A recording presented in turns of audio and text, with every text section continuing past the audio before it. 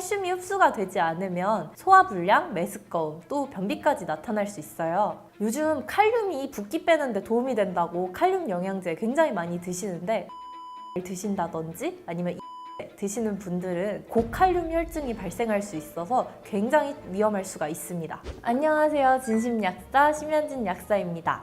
저는 약사 커뮤니티 약국 브랜딩 연구소를 운영하고 있습니다. 비타민은 사실 발견 순서에 따라서 비타민 A, B, C, D 이렇게 순서로 가게 되는데요. 비타민은 크게 두 가지로 나뉩니다. 첫 번째는 수용성 비타민, 비타민 B, C가 있고요. 지용성 비타민에는 비타민 A, D, E, K가 있습니다. 근데 영양제를 복용하시는 분들은 사실은 뒷면 꽉에 보시면은 이름이 다 다르잖아요. 그래서 드시는 영양제가 비타민 A인지 B인지 뭔지를 모르시는 분들도 많으시더라고요. 그래서 비타민의 다른 이름에 대해서도 간단하게 알려드리도록 하겠습니다. 비타민 A는 레티놀이나 베타카로틴이라고 불리고요. 비타민 B1은 티아민이라고 합니다. 비타민 B2는 리보플라빈, 비타민 B3는 나이아신, 비타민 B5는 판토텐산, 비타민 B6는 피리독신, 비타민 B7은 비오틴, 비타민 B9은 엽산, 비타민 B12는 시아노코발라민이나 히드록소코발라민이라고 불립니다. 비타민 D는 콜레칼시페롤, 비타민 E는 토코페롤이라고 이름을 보시면 됩니다. 그럼 간단하게 비타민들의 역할에 대해서 알아볼게요. 비타민 A는 눈에 좋다고 알려져 있죠. 비타민 B는 피로회복에 좋다고 알려져 있습니다. 비타민 B, 6, 9, 12는 신경 비타민이라고 해가지고 신경이 결리는 분들한테 추가적으로 복용하면 제일 좋고, 비타민 B5는 스트레스 많이 받는 분들한테 되게 좋습니다. 근데 이 비타민 B의 특징은 같이 8종을 함께 먹을 때 같이 흡수도 되고 작용도 같이 하기 때문에 비타민 B는 같이 드시는 게 좋고요. 비타민 C는 항산화 효과로 굉장히 유명한데요. 스트레스 받을 때 우리 몸이 활성산소가 생겨서 굉장히 노화하게 되는데, 비타민 C를 보충해 주시게 되면 활성산소한테서 우리 몸을 보호해 줄 수 있습니다. 그리고 비타민 D는 칼슘이랑 마그네슘, 비타민 D 이렇게 같이 나오는데요. 우리 몸의 뼈를 구성하는 성분이기도 합니다. 그리고 비타민 E는 항산화 비타민의 종류라고 보시면 될 것 같습니다. 안 그래도 오늘 아침에 일어났는데 제가 어제 이거 촬영한다고 굉장히 잠을 설쳐서 막 어지럽고 캥하고 하더라고요. 그래서 오늘 아침에 제가 약국에 들러서 비타민 음료를 하나 마셨는데요. 그 비타민 음료에는 사실 비타민이 들어있기도 하지만 그 음료 속에 있는 비타민 C는 안정성이 좀 없어가지고 비타민 C가 많이 깨졌다고 하는데요. 사실은 비타민 음료 속에는 비타민을 보충하는 목적보다는 타우린이라든지 카페인에 의한 각성 효과를 느끼기 위해서 비타민 음료를 마시는 경우가 많고, 비타민 자체를 보충하기 위해서는 사실 그 비타민 음료 속에 있는 비타민들이 굉장히 농축돼 있는 비타민 알약 하나를 먹는 거를 저는 더 추천드립니다. 비타민 B랑 아르기닌이랑 궁합이 굉장히 좋다는 논문들이 수두룩 빽빽하게 많은데요. 아르기닌은 혈액순환을 돕고 우리 몸에 있는 노폐물을 굉장히 배출하는 걸 도와주는데요. 이 간에 있는 회로가 돌기 위해서 아르기닌과 비타민 B가 같이 필요하게 됩니다. 그래서 비타민 B, 아르기닌, 비타민 C 같이 먹게 되면 간에 있는 요소회로라든지 간의 다양한 회로들이 잘 돌아가서 노폐물을 잘 배출하는 역할을 하기 때문에 그렇습니다. 종합 비타민 같은 경우에는 식사를 제대로 못 챙기신다든지 아니면 다이어트 해가지고 영양이 전반적으로 불균형이 오신 분들은 종합 비타민을 통해서 부족한 영양 성분들을 골고루 챙겨주시는 게 굉장히 좋고요. 개별 비타민 같은 경우는 특정한 목적에 따라서 복용할 수가 있는데요. 특히 비타민 B도 다 똑같은 비타민 B가 아니라 비타민 B 중에서도 비타민 B5, 판토텐산이 다량 함유되어 있는 것은 스트레스 많은 현대인분들이 조금 더 고려해 볼 수 있고, 비타민 B1 같은 경우가 더 많이 들어가 있다 하면은 구내염이 많이 생긴 현대인분들한테 또 챙겨드릴 수가 있습니다. 그리고 개별 비타민 중에서 앞서 말씀드렸듯이 비타민은 전부 작용이 다 다르기 때문에요. 스트레스를 많이 받는다 하면 비타민 C를 챙겨야 되는데, 종합 비타민은 C의 함량이 낮을 수 있는데 C를 단일 알약으로 먹게 되면은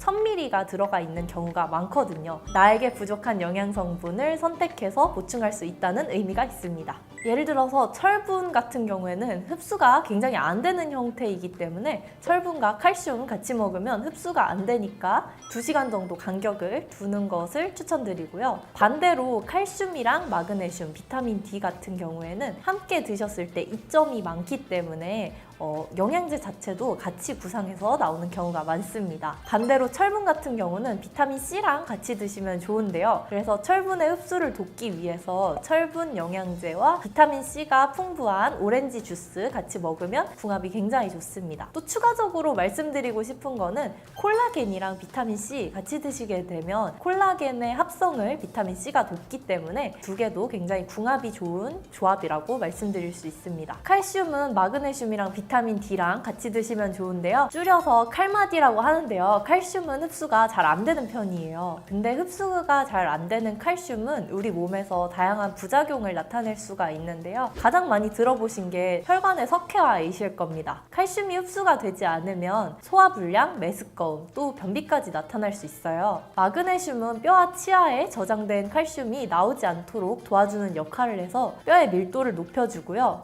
비타민 D는 장에서 칼슘의 흡수를 도와서 칼슘이 잘 흡수되도록 도와주기 때문에 칼마디 조합을 추천드립니다. 칼슘이랑 마그네슘은 사실 우리 몸의 천연 이완제로서 작용을 하기 때문에요. 저녁에 드시는 걸 추천드립니다. 그리고 숙면을 도와줄 수가 있어요. 특히 스트레스 많은 현대인분들은 마그네슘을 300ml 꼭 챙기시는 걸 추천드리고요. 요즘 칼륨이 붓기 빼는데 도움이 된다고 칼륨 영양제 굉장히 많이 드시는데 혈압약을 드신다든지 아니면 이뇨제 드시는 분들은 고칼륨 혈증이 발생할 수 있어서 굉장히 위험할 수가 있습니다. 아연은 성호르몬 기능 또 그리고 면역력에 도움이 되는 영양제입니다. 아연 같은 경우는 하루에 30ml에서 40ml가 넘어가는 경우가 있는데 아연을 너무 많이 드시게 되면 메스꺼운 부작용이 나타날 수 있기 때문에 하루에 드시는 영양제의 아연의 총량을 꼭 계산해 보시길 바랍니다. 그래서 한 가지 팁을 드리자면 영양제를 고를 때 이런 궁합 같은 걸 고려해서 만들어진 영양제들이 있어요. 그런 영양제로 고르신다면 보다 현명한 소비가 되지 않을까 싶습니다. 뭐 정해진 공식은 없습니다만 저는 개인적으로 피로회복 영양제에 비타민 B랑 또 마그네슘 이렇게 두 가지가 안 들어간 영양제는 고르지 않는 편이에요. 특히 왜 그러냐면 저는 평상시에 신경이 굉장히 곤두서 있는 스타일이거든요. 그리고 스트레스가 굉장히 많습니다. 그렇기 때문에 마그네슘이 있어야지 우리가 피로회복이라는 게 뭡니까? 분명히 내가 가지고 있는 에너지를 쥐어짜서 쓸 수 있는 것도 피로회복이지만 쉴 때 충분하게 쉬어주는 것도 굉장히 중요하거든요. 이렇게 쉼을 도와줄 수 있는 영양 성분이 바로 마그네슘이에요. 그래서 저는 피로회복 영양제를 고를 때 마그네슘이 없는 영양제를 고르지 않고 마그네슘 자체가 300ml에서 400ml 정도의 1일 함량을 가지고 있는 영양제로 고릅니다. 반대로 말하면 마그네슘이 그만큼 들어가지 않은 영양제는 저는 굳이 고르지 않는다는 걸 말씀드리고요. 두 번째로는 콜라겐에 비타민 C가 함께 들어가지 않는 영양제는 굳이 고르지 않아요. 비타민 C를 추가적으로 구매를 해서 드시는 것도 방법이지만요. 콜라겐 같은 경우에는 아무리 먹어도 이게 우리 몸에 합성이 다 돼가지고 작용을 하려면 비타민 C가 필수적으로 필요합니다. 루테인 같은 경우를 먼저 말씀드리자면 조금 나이가 젊은 상황이거나 황반변성의 위험이 크게 걱정되지 않는 분들은 굳이 챙기시지 않아도 되는 원료이고요. 가르시니아는 간독성이 살짝 나타날 수도 있는 원료이기 때문에 간이 안 좋다 하면은 챙길 필요는 없지만 건강기능식품이라는 거는 식약처로부터 건강기능의 기능성을 인정받은 제품만이 건강기능식품 마크를 받기 때문에요. 내가 부족하거나 아니면 내가 어떤 효능을 원한다 라고 얘기를 할 때 미리 챙기시면 도움을 받을 수 있는 부분은 분명히 있습니다. 머리빨이 조금 얇은 것 같아 하시는 분들은 모발 영양제 챙기시면 확실하게 모발이 굵어진다든지 아니면은 뭐 털이 굵어지는 걸 느끼실 수 있을 거예요. 근데 이런 것들은 단기간에 내가 하루 뭐 이틀 먹었다고 바로 나타나는 것은 아니고 꾸준히 최소한 한 달 이상은 드셔보셔야 효과를 보실 수 있습니다. 네, 건강식품은 우리가 생각했을 때 건강에 좋을 것 같다고 생각되는 식품들이 있지 않습니까? 그런 것들을 건강식품이라고 하고요. 이건 식품이기 때문에 뭐 적정으로 어느 정도의 양을 먹어야지 도움이 된다라고 나와 있는 것은 없습니다. 반면에 건강기능식품은 식품의약품안전처로부터 과학적 근거를 바탕으로 인체에 유용한 기능성을 인정받은 원료나 성분을 사용받았다고 인정받은 제품입니다. 근데 여기서 한 가지 말씀 말씀드리고 싶은 거는요. 요즘은 건강기능성 식품의 인증을 받을 수 있음에도 받지 않는 건강식품도 있기 때문에 더욱더 전문가와 상담 후에 복용을 결정하시는 게 좋겠습니다. 당연한 얘기라고 느껴질 수는 있는데요. 자신이 가지고 있는 약점은 자기가 가장 잘 알기 때문에 자신이 가진 약점을 파악을 해보고 일단 부모님들이 가지고 있는 유전력 고려해 보시고요. 품질이 좋은 제품을 드시는 게 가장 좋은 꿀팁이라고 말씀드릴 수 있습니다. 뭐 요즘은 유튜브 같은 데에도 영양제 잘 고르는 방법 같은 것들도 나와 있을 수 있고 믿을 수 있는 원료사를 한번 살펴보시는 것도 추천드리고요. 해외의 컨슈머랩이라는 홈페이지에서 영양성분이라든지 해외 직구 제품 같은 경우는 한 번 더 찾아보시는 걸 추천드립니다. 이제 남성 갱년기가 최근에 주목을 받고 있습니다. 고지혈증, 당뇨, 또 고혈압에 취약해지기 때문에 남의 얘기겠거니 라고 보지 않으셨으면 좋겠습니다. 안녕하세요. 갱년기 가이드북 대표 저자 심현진 약사입니다. 갱년기는 여성분들이 노화함에 따라서 난소의 기능도 떨어지게 돼서 난소에서 에스트로겐 분비가 떨어지게 되거든요. 이때 시상하부에서는 난포 자극 호르몬이라고 해서 난소한테 에스트로겐을 분비하라고 명령을 내립니다. 근데 이 명령을 받은 난소가 에스트로겐을 제대로 분비하지 못해서 나타나는 혼란스러운 상황, 바로 갱년기입니다. 갱년기로 인해서 굉장히 다양한 증상들을 여성분들이 경험하게 되고요. 갱년기 증상의 종류, 빈도, 정도는 여성분들마다 다 다르기 때문에 어떤 분들은 갱년기인지도 모르고 지나갔어 하시는 분들도 계신가 하면 나 갱년기 때문에 너무 죽겠어 이러시는 분들도 있다는 점. 가장 중요한 거는 이 영상을 보시는 갱년기 여성분들의 가족들의 지지와 공감, 그리고 우리 엄마 힘들겠구나 이런 마음 정도가 가장 중요하지 않을까 싶습니다. 네, 폐경은요, 난소의 기능이 떨어져서 더 이상 생리를 안 하는 기간을 말을 하고요. 정확하게 사전적 의미로 하자면 마지막 생리로부터 12개월이 지난 상태, 그게 지나게 되면은 이제 폐경되었다. 요즘은 생리를 완성했다 해서 완경이라고 말을 합니다. 그리고 갱년기는 이 폐경의 앞뒤 5에서 10년 정도에 나타나는 그런 기간이라고 보시면 됩니다. 네, 여성이라면 자연스러운 생리 주기 중에 하나라고 보시면 되니까 모두에게 갱년기는 언젠가 온다 라고 생각하시면 되고요. 남의 얘기겠거니 라고 보지 않으셨으면 좋겠습니다.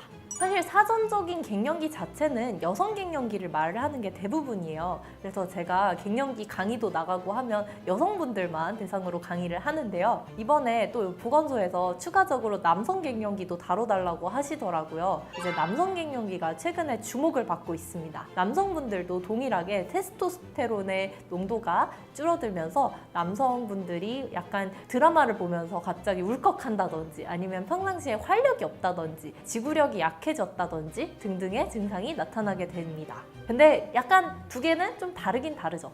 갱년기 여성분들이라면 가장 많이 70%가 겪는 증상이 안면홍조 증상입니다. 얼굴이 화끈화끈한다든지 얼굴이 홍당무처럼 빨개지는 증상을 말을 하는데요. 안면홍조와 더불어서 나타나는 것이 야간 발한이라고 해서 밤에 자꾸 너무너무 덥다. 지금 왜 겨울인데도 왜 이렇게 덥지? 왜 이렇게 땀이 나지? 하시는 말씀을 많이 하시고요. 또 두 가지가 결부되면서 밤에 불면증도 많이 겪게 되는 증상 중에 하나입니다. 또 그리고 대표적인 증상으로는 심리적인 우울감, 또 무력감, 피곤함, 그리고 골다공증에 취약해져서 어디 막 부딪히면은 옛날에는 뭐 아무렇지도 않았었는데 뼈가 약해져서 부러진다든지 하는 증상들이 나타납니다. 특히 골다공증은 그 뼈가 부러지기 전까지는 딱히 아무런 증상이 없기 때문에 더욱더 관리가 필요하고요. 관절통이라든지 비뇨기계 증상, 건조하다든지 뭐 이런 증상들이 많이 나타나게 됩니다. 그리고 살찌는 증상들도 나타나니까 정말 제가 말씀드린 증상만 해도 정말 다양하고 이 증상들이 한 사람한테 모두 다 나타날 수도 있지만 그 증상이 약하게는 다들 경험할 수도 있다는 점도 알아주시면 좋겠습니다. 증상에 따라서 정말 다른데요. 안면홍조라든지 밤에 땀나는 거, 그리고 골다공증을 예방하는 가장 좋은 방법은 사실상은 여성 호르몬을 처방받는 거예요. 근데 여성 호르몬은 다양한 부작용들, 예를 들어서 유방암이라든지 다양한 부작용들이 걱정돼서 못 드시는 분들도 있고요. 건강상의 문제로 여성 호르몬을 처방받아 드실 수 없는 분들이 계십니다. 불면증으로 고생하시는 분들은 마그네슘이라든지 칼슘 같은 거를 챙겨주시면 도움을 받으실 수 수 있고요. 또 우울감으로 고생하시는 분들은 일단은 대표적인 증상을 완화시키기 위해서는 식물성 에스트로겐을 추천드리는데요. 식물성 에스트로겐은 파이토에스트로겐이라고 불립니다. 여성 호르몬과 구조가 굉장히 유사하면서도 실제 여성 호르몬 처방약보다는 부작용이 적다는 연구 결과들이 굉장히 많습니다. 대표적인 예시로는 대두 이소플라본이라든지 석류 추출물 아니면 리그난 이런 것들이 있습니다. 운동의 경우에는 너무 강도가 높은 운동을 하게 되면은 뼈에 무리가 갈 수 있기 때문에요. 조깅이라든지 뭐 이런 빠르게 걷기 또 아니면 요가 같은 운동을 추천드리고요. 항산화제 중에서는 피크노제놀이라는 성분을 추천드립니다. 이 굉장히 강력한 항산화 효과를 발휘하기 때문에 혈관 건강에도 도움이 될 수 있고 갱년기의 다양한 증상들을 완화시키는 데에도 도움을 받으실 수 있습니다. 갱년기의 전반적인 증상을 완화하는 데 도움을 받고 싶다 하시는 분들은 식물성 에스트로겐을 굉장히 추천을 드립니다. 대표적으로 가장 많이 연구가 된 식물성 에스트로겐으로는 대두 이소플라본이 있고요. 이거는 콩과 식물에 굉장히 많이 들어있습니다. 그리고 여성 호르몬이 종류가 3가지가 있는데 그 3가지 작용을 한꺼번에 다 할 수 있는 것이 석류 추출물이 있습니다. 여성 하면은 뭐 미녀는 석류를 좋아해 뭐 이런 얘기들이 많잖아요. 그래서 석류가 나온 거고요. 이 석류즙의 효과를 최대로 느끼고 싶다면 건강기능식품 인정을 받은 석류 추출물을 복용하시면 되겠습니다. 감마 리놀렌산도 여성분들한테 도움이 될 수 있는데요. 여성분들의 혈중 콜레스테롤 수치가 갑자기 높아지면서 고지혈증, 당뇨, 또 고혈압에 취약해지기 때문에 전반적으로 혈관 관리를 하시고 싶은 분들한테 추천드립니다. 이외에도 질 건조가 조금 너무 심하다 하시는 분들은 히알루론산 외용액을 쓰시는 것도 추천드리고요. 질염이라든지 방광염이 너무 심해진다 하시면 일반 유산균을 드시는 거에 덧붙여서 여성용 유산균을 추가로 복용하시는 것도 고려해 보실 수 있겠습니다. 여성에게 도움이 되는 균주, 여성의 질에서 추출한 균주들로 이제 구성을 하는 유산균이 여성형 유산균인데요. 뭐 단순한 마케팅 아니야 라고 말을 하기에는 여성 질 건강에 도움이 될 수 있음을 식약처로부터 인정을 받았고, 추가적으로 크랜베리 추출물이 들어가 있어서 방광염이 자주 오시는 분들한테는 여성용 유산균을 추가로 복용하시던지 아니면 일반 유산균을 여성형 유산균으로 교체를 하시는 방법을 추천드리고 있습니다. 많은 분들이 갱년기를 늦추고 싶어 하시고 폐경을 늦추고 싶어 하시는데요. 사실 갱년기를 늦추는 방법은 슬프지만 없습니다. 그런 속담도 있잖아요. 피할 수 없으면 즐겨라. 내가 여성으로서 끝났구나 하고 우울해하시지 보다는 또 새로운 이제 갱년기 이후에 펼쳐질 여러분들의 50년 또 60년 이상의 삶을 대비해 보시는 걸 전 추천드리고요. 나한테 맞는 운동 하나를 꼭 하나 개발하셔서 삶을 윤택하게 취미 활동도 하시고 가족들과 또 다른 삶을 준비하시면서 소통하시기를 추천드립니다. 그리고 마지막으로는 갱년기 여성분들, 또 여성분들이 나이 드시면서 소화 잘 안 된다고 막 나는 고기는 별로 안 좋아해 하시는 분들 많은데요. 갱년기 같은 경우에는 근육이 줄어들기 때문에 줄어든 근육량을 보충하기 위해서라도 충분한 단백질을 섭취하시길 추천드릴게요. 오늘 영상을 통해서 갱년기의 다양한 증상에 대해서도 알아보고 갱년기 관리를 어떻게 해야 될지 전반적으로 알아봤는데요. 더 많은 갱년기에 대한 정보를 원하신다면 갱년기 가이드북을 읽어보시면은 두고두고 책장에 꽂아두고 유용하게 사용되실 수 있으리라 생각이 듭니다.